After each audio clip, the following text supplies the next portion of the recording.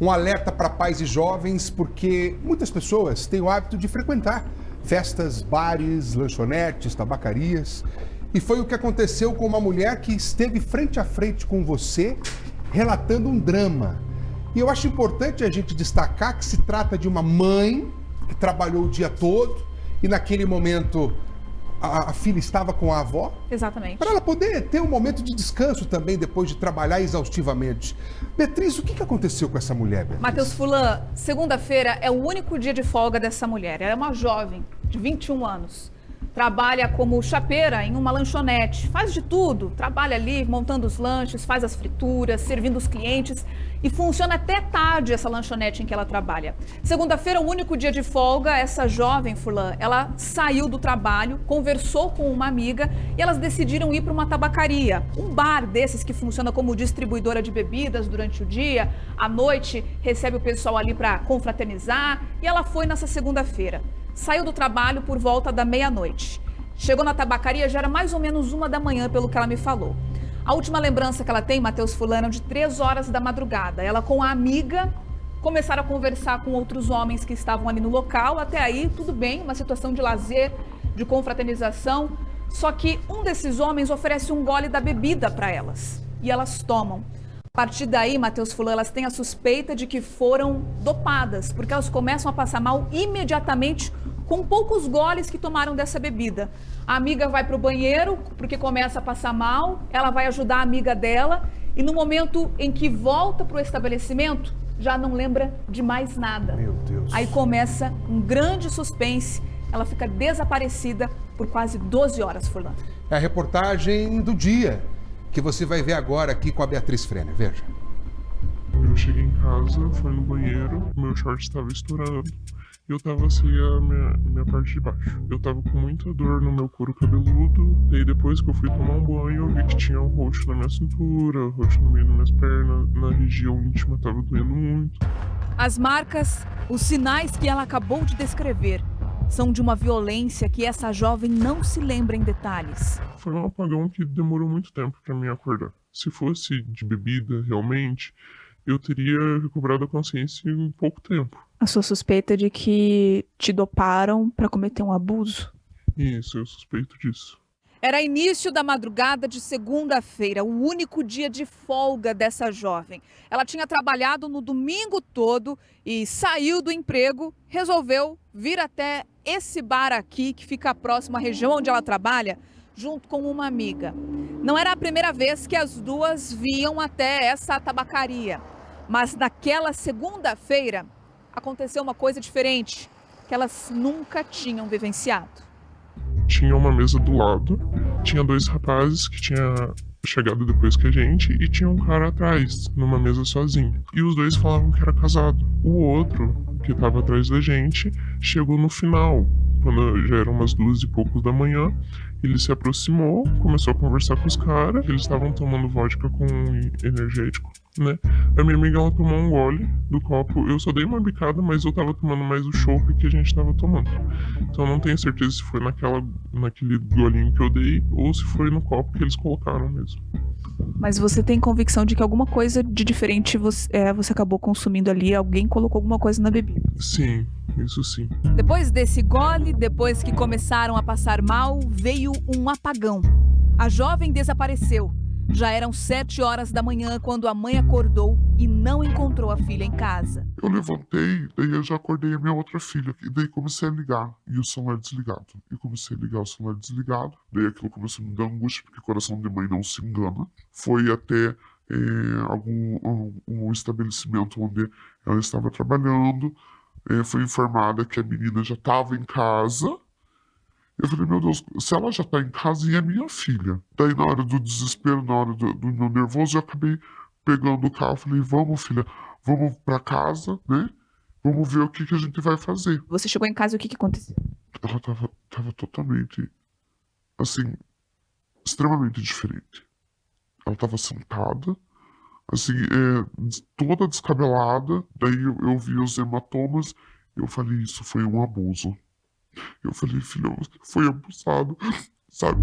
A garota não se lembra de nada, mas algumas testemunhas contaram. Ela e a amiga saíram da tabacaria e entraram no carro do homem que ofereceu a bebida a elas. Quando eu fui falar com a gerente no outro dia, que acho que foi numa terça-feira, que tinha inclusive show lá, teve um funcionário, também não sei o nome porque eu não conheço, né?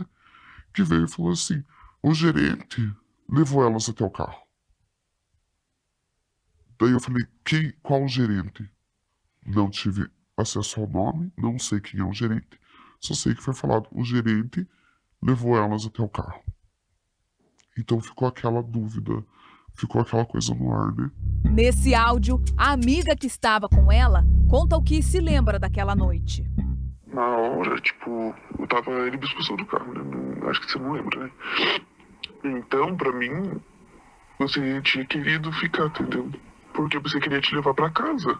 Porque eu desci depois do tubo, né? E ela falou que eu tava lá no Santa Quitério, perto do portão, e é o caminho que a gente faz, né? Pra voltar pra cá. Me perdoa. Me perdoa. Quase 12 horas desaparecida. O celular sem dar qualquer tipo de sinal, só desligado. A mãe da jovem até tentou procurar ela nos lugares mais prováveis. No trabalho, na casa da amiga, mas ninguém tinha qualquer pista sobre o paradeiro dela. Mal imaginavam onde a garota estava. Ela acordou, ainda muito confusa, dentro de um ônibus do transporte coletivo, justamente a linha que passa na casa dela. Mas não sabe como foi parar dentro do ônibus. Se entrou sozinha ou se foi colocada lá por alguém. Eu não sei como eu saí do estabelecimento, não sei como que eu fui parar dentro daquele ônibus, não sei do que aconteceu das 3 da manhã até o meio-dia. Que eu acordei no ônibus, parei no terminal do Fazendinha e voltei para casa. Na hora que eu olhei pra TV, era meio-dia. Eu fiquei totalmente atordoado, não sabia o que fazer e nem sei como que eu consegui chegar em casa, né? Porque tava um frio e eu tava totalmente tonto. Assim que se deram conta de que a jovem tinha sofrido um abuso sexual, ela foi buscar ajuda médica, mas não encontrou o apoio esperado. As meninas olharam pra minha cara e falaram que não poderiam me atender porque eu estava sem documento e só com boletim de ocorrência. Daí depois a gente foi pro 24 horas, lá eles me atenderam, né?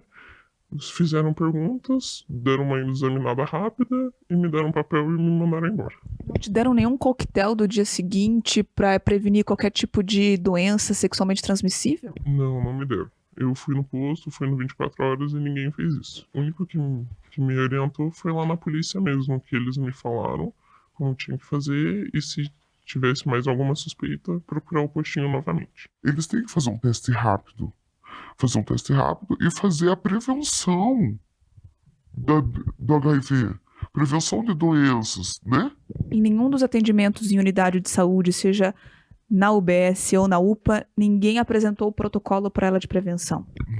Não foi apresentado. Ela não toma medicação. Aí foi uma falha. E eu acho que foi uma falha grave. E se acontece alguma coisa?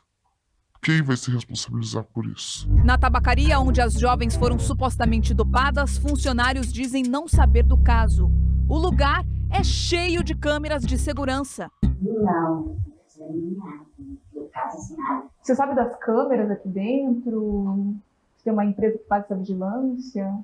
Bom, isso também não sei te responder, tá bem, verdade? Quando eu fui falar com a gerente, ela falou assim, já foi identificado, tivemos acesso à imagem, já sabemos quem é, tudo, só que eu não posso conversar com você agora. E ela falou pra você que já sabia quem era o suspeito e que tinha imagens dele. Que eles já sabiam, inclusive diz que o dono já estava ciente da situação. Talvez, creio eu, que tinha gente que já conhecia, né? Segundo o advogado que representa a tabacaria, as câmeras foram retiradas pela polícia para a investigação de um outro crime que aconteceu no local. Na nota, a Extreme também lamenta o ocorrido e disse estar colaborando com as investigações. A minha filha não merece isso, sabe? Ela não merece. Ela é mãe igual eu, ela é guerreira. Uma ajuda a outra, uma sempre tá acompanhando a outra, uma não deixa a outra na mão, né? E por uma noite que foi se divertir, e acontece isso. Levando a mão pro céu porque ela voltou pra casa. E se minha filha não volta? Quantas meninas acontecem de sumir e desaparecer, de passar por uma situação dessa e não voltar para casa mais? Eu tento lembrar, eu tento tentar saber o que aconteceu comigo, mas aquela sensação ruim no peito, assim, é enorme, sabe? Saber que fizeram coisas comigo que eu nem imagino, né? Então, eu tô passando por tudo isso, mas sempre de cabeça erguida, né? E eu não vou deixar isso me abalar. Vou seguir firme.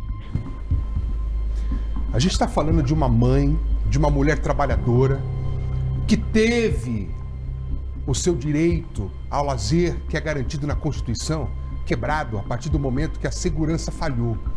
A segurança do local, que, pelo que a gente entendeu, permitiu a entrada de pessoas mal intencionadas. É claro que compete à Polícia Civil fazer uma investigação criteriosa de tudo isso que está acontecendo.